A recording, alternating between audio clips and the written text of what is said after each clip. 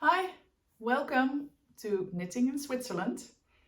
I'm Inke and I'm a Dutch woman living in central Switzerland together with my partner and 2 children, a 3-year-old and a 9-year-old. And I enjoy everything related to yarn, meaning I love having yarn, I love knitting with yarn, but I also love organizing different events related to yarn. I love talking to people about yarn, and I love sharing my ideas and inspiring others and be inspired by others, everything related to yarn. And in this podcast, I'll take you with me on my journey, on my yarn journey, on the things that I'm doing, the things that I'm knitting on, the things that I'm organizing, but also little snips and bits of my life in Switzerland. So first, guess what I just did? I just confirmed a reservation in a lovely, lovely hotel for hosting my first knitting retreat. I'm organizing a knitting retreat. I told you a little bit about it in the previous episode because I had this idea that I wanted to do it. And in the meantime, I've been to the hotel, I've talked to the people there, I've looked at the rooms, I've looked at the things we can do there, and I thought, well, this is just the ideal spot to organize a knitting retreat.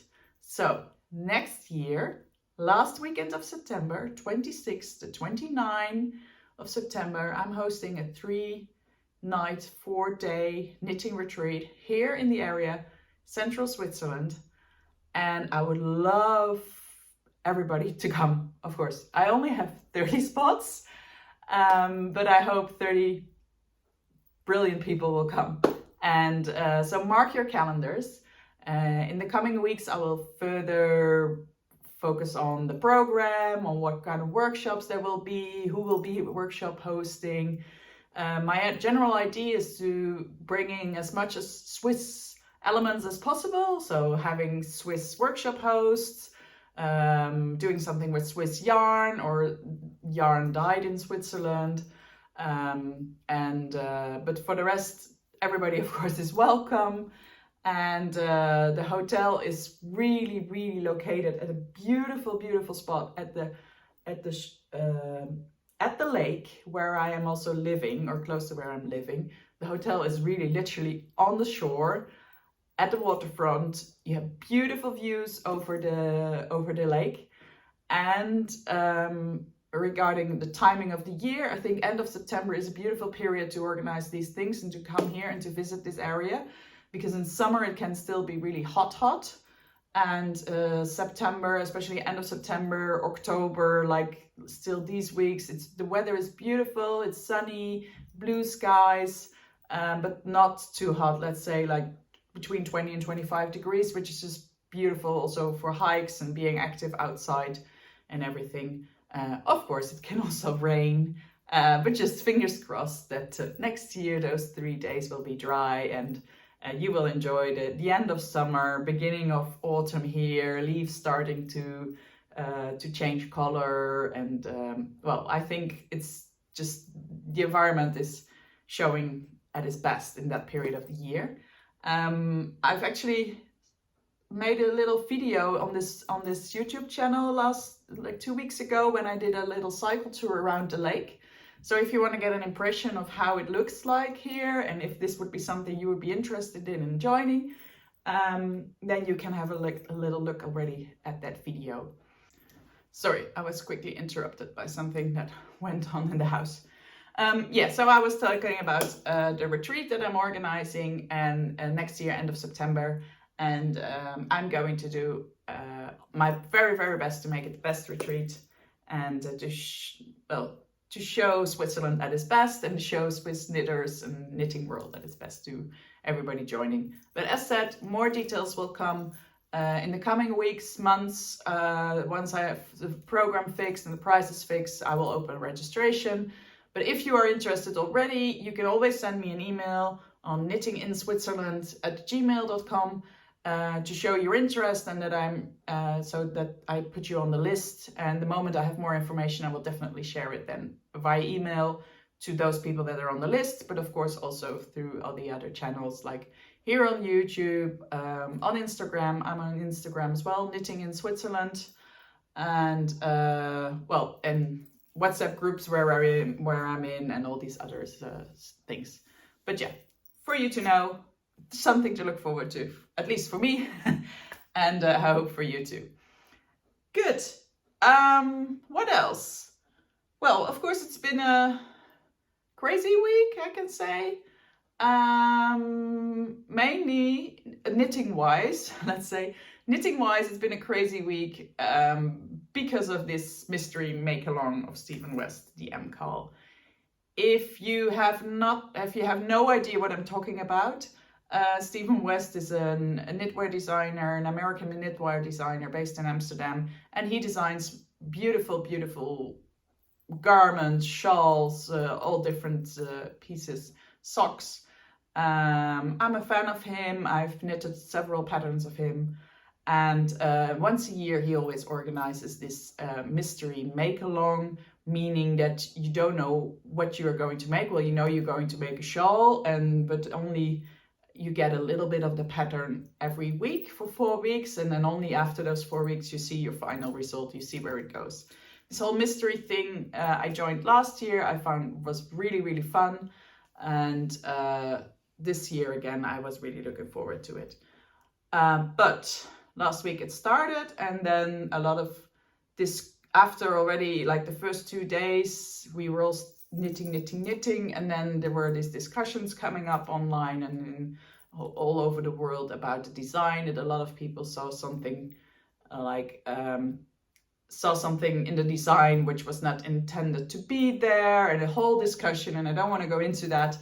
I fully understand that Stephen decided to pull back his design and to make it different, and I'm not actually, I thought it was a very interesting but also complicated discussion, and I just noticed that because of this discussion, I didn't feel very happy with knitting on it anymore. I don't want to rip things out, but I also don't feel the joy of knitting when I'm working on it, because it has this discussion around the whole item.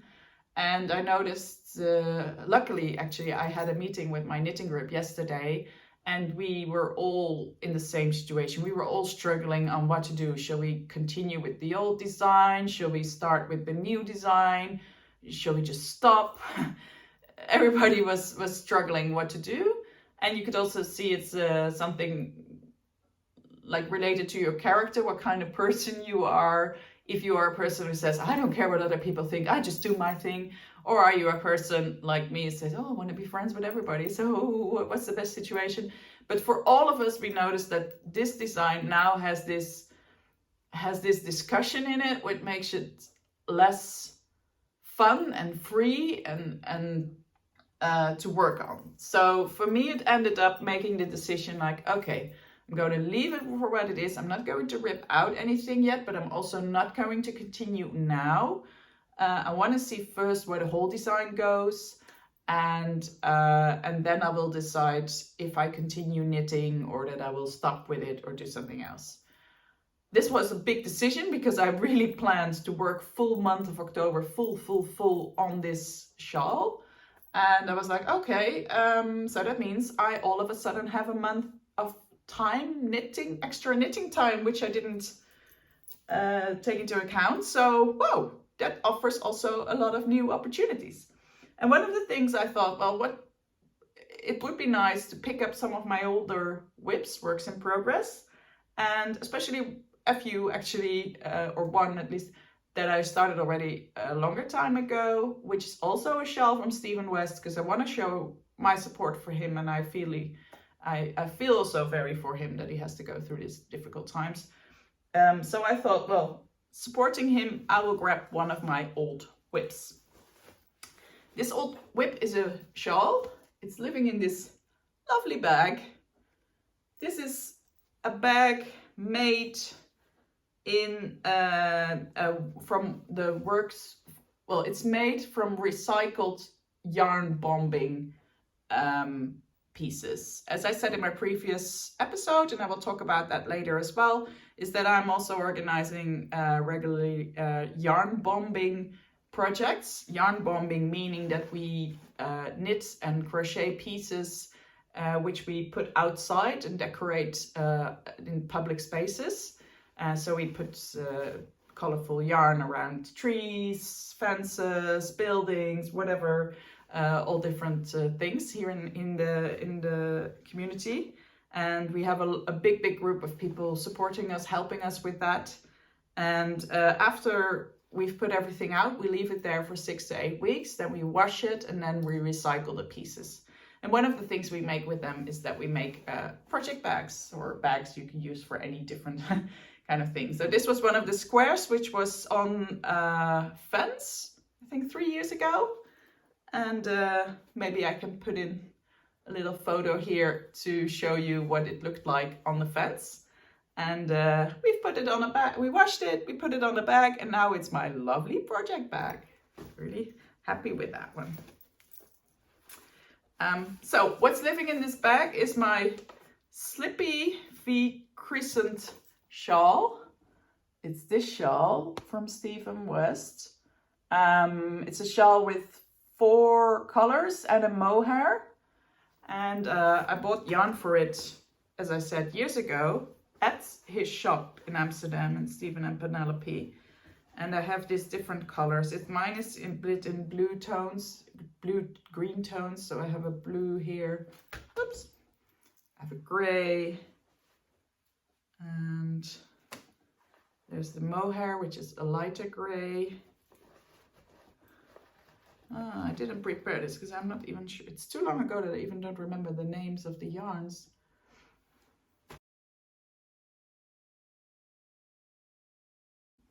Yeah, and so far, not that far. The main piece, or like the beginning, is this one colored light green bit. Yeah, it's on the needle, so you cannot see very well where it goes, but just to see the pattern, you can see. You see the mohair with slip stitches, and then I have the 3 colors coming up, light blue, darker blue, and now I'm working on the gray. So I thought, you know what? Let's pick up this WIP and work on this in the month of October. See if we can finish it, maybe. That would be a good achievement. So that's what I'm going to work on from today on. Because yesterday I decided to stop with the Mkal from this year. So there we are. Or I said, I didn't decide yet to stop. I decided to pause for a moment and see first where the design goes. Okay, so that's my Slippy v Crescent shawl. Let's see where that goes.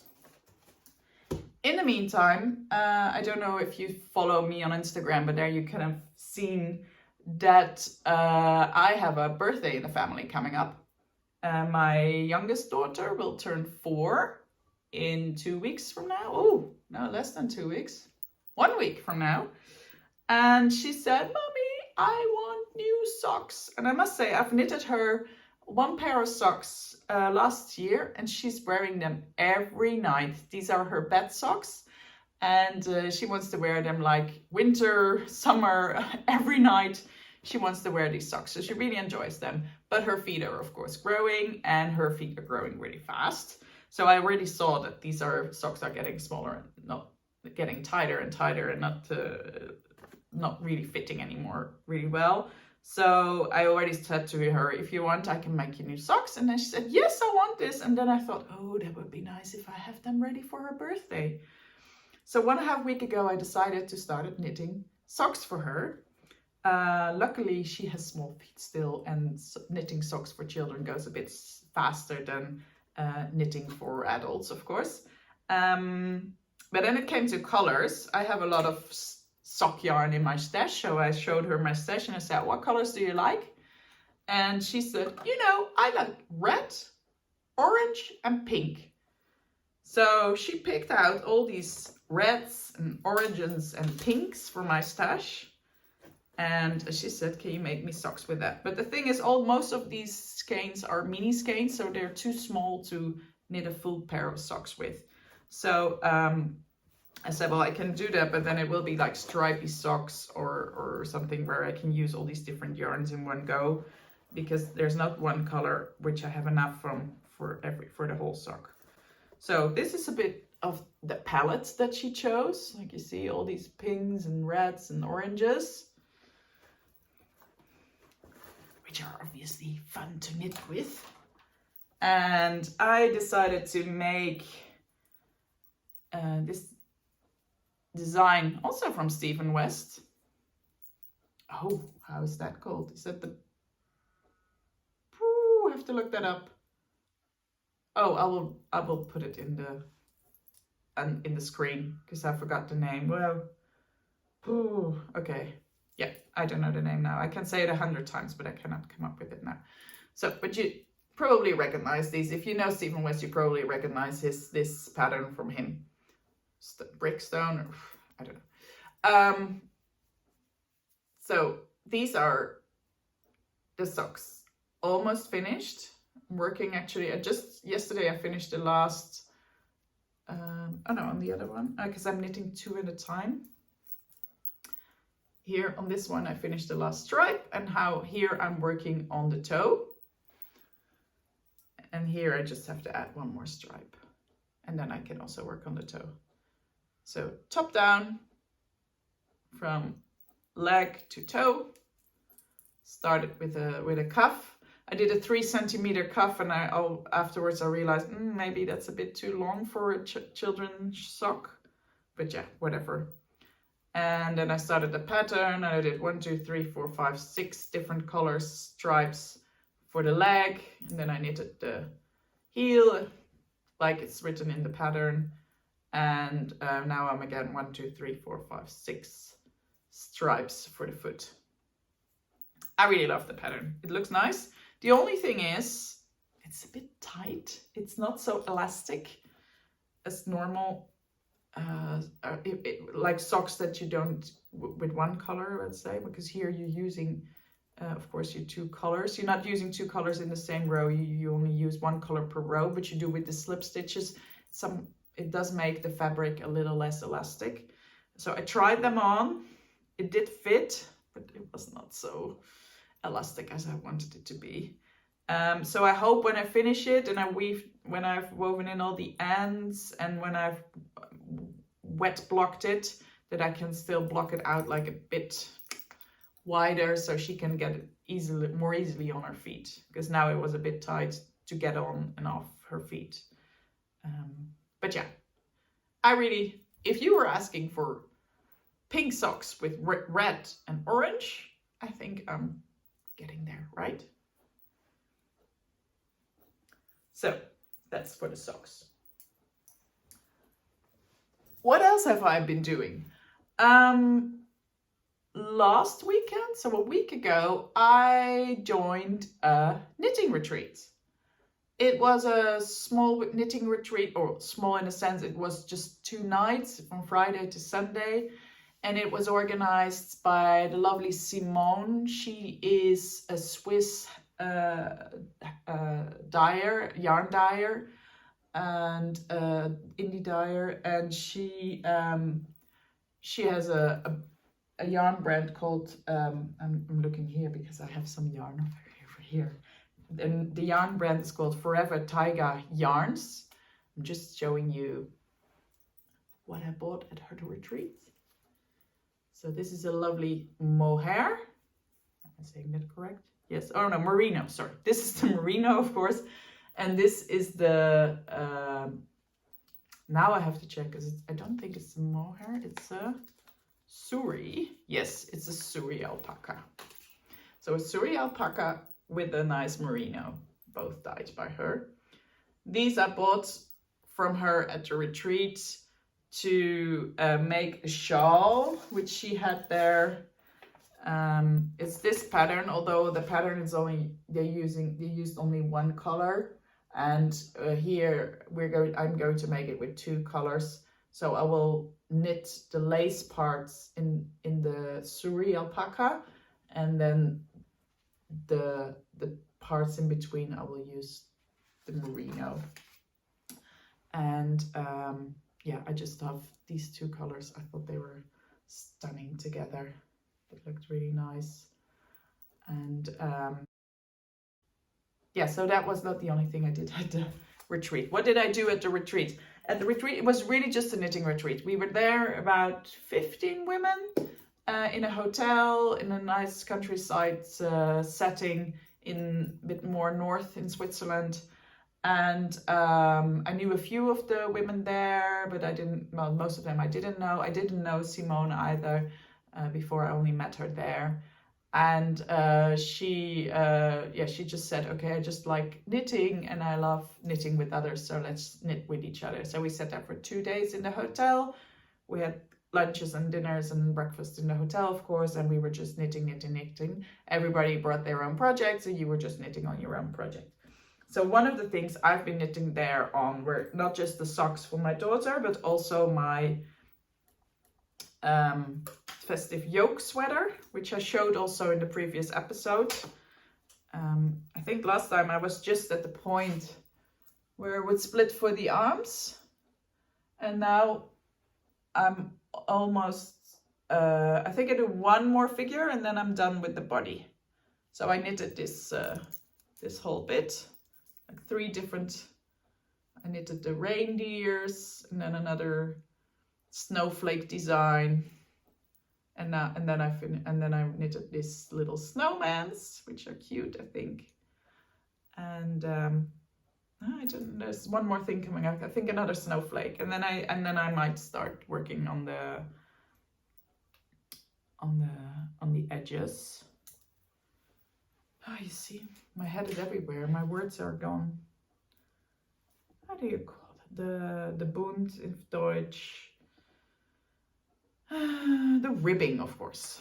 The ribbing of the that still needs to come at the bottom of the sweater. And then, of course, I have to do the arms. So this is another thing I'm working on. And as said in the previous episode, this is a sweater that we are knitting together with the knitting group I'm in. I have my own local knitting group, which I started a year ago. And there we often do knit the same design with the group. It's all voluntary, of course. And if you don't like the design, you don't join us. You don't join that call. Everybody is still welcome to come also work on other projects. But we found it was fun to sometimes work on the same design and inspire each other and see how the others are doing. And especially when it's more of a difficult design, that you can also help each other out for the more difficult pieces. And this was one that I brought in because I saw it was already on my list for a longer time to knit. And I thought, well, wouldn't it be nice if we all knit together a kind of winter sweater, Christmas sweater, and try to finish it before Christmas so we can all wear it this Christmas. So we started 1st of September, and some have already finished this sweater. Others are like me, some were halfway. But the aim is still to finish it before Christmas. So I hope I'll get there. But I do think it's possible if I do 1 figure. I noticed that I can do 1 or 2 figures per week. So I think it will be possible. The only thing, of course, knitting arms in all over color work is still a bit of a job as well. And I've been forwarding that job so far. But of course, when I finish the body, I have to start working on the arms, because it will be a long sleeve garment.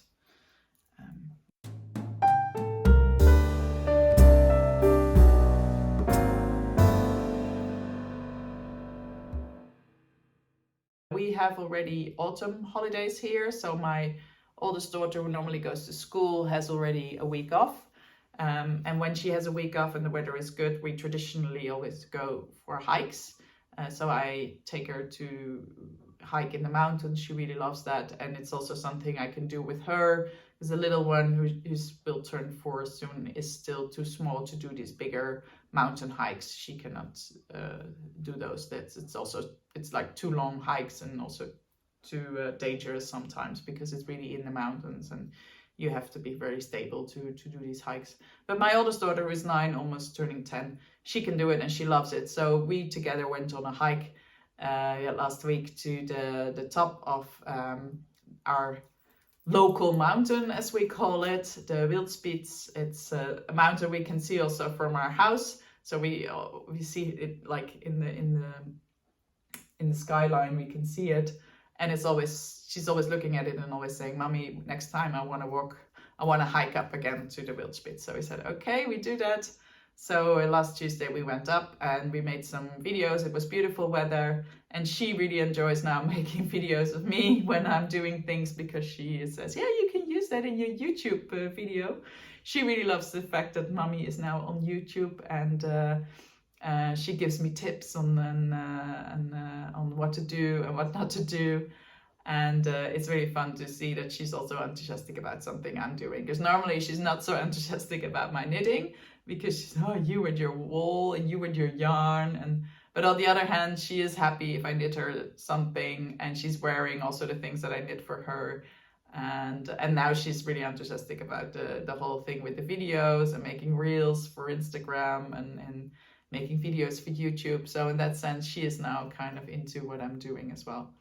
It's funny to see how one side are getting at an age where they don't want to do everything, or don't want to like everything what the parents are doing, but on the other side, she's proud and she wants to be part of it. So it's a really fun situation.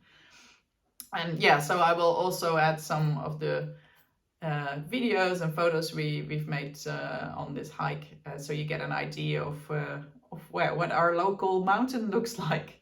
And yeah, we had a great day there. Yeah, so is there other things to say? I don't know. I think this is about it, about knitting, about this weeks that I had, and a retreat where I went to, and there was this whole Mkal discussion, and yeah, I had a lot of other things going on in life about work and stuff. So I noticed also my brain was not so much into knitting the last couple of days, and also I had to push myself actually to make this video, because I was like all over the place, and this actually is a good way to kind of focus again and be in the moment and be here. So in that sense, making a video might even be a little mindful thing to do. So let's see if you also think looking at it is a bit of a mindful thing, and if it also brings you kind of back into the moment and back into what you're doing. So let me know what you think of this video. If you like it, please put a thumbs up. Of course, I would really enjoy if you subscribe to the channel. Some, or even more than I thought, have already done so. So that's also really fun. And let me know what else you would like to see here, like more snips and bits of life, or of the country, or of my yarn, or of my knitting, or whatever other things. Let me know, because it's always good to get some feedback on what I'm doing here for you. Or for myself. I'm doing it for myself, of course, the videos, but it's fun to see people are watching it, and that they if they come with any feedback, I'm really happy to hear and read that. As said, I'm also on Instagram, so you can follow me there. And yeah, if you're interested in joining the retreat next year, just send me a quick email or a note on Instagram or here on YouTube. And I hope you enjoyed this episode. And I'm looking forward to the next one. And I'm also interested to see what I have to show there. So see you soon. Bye-bye.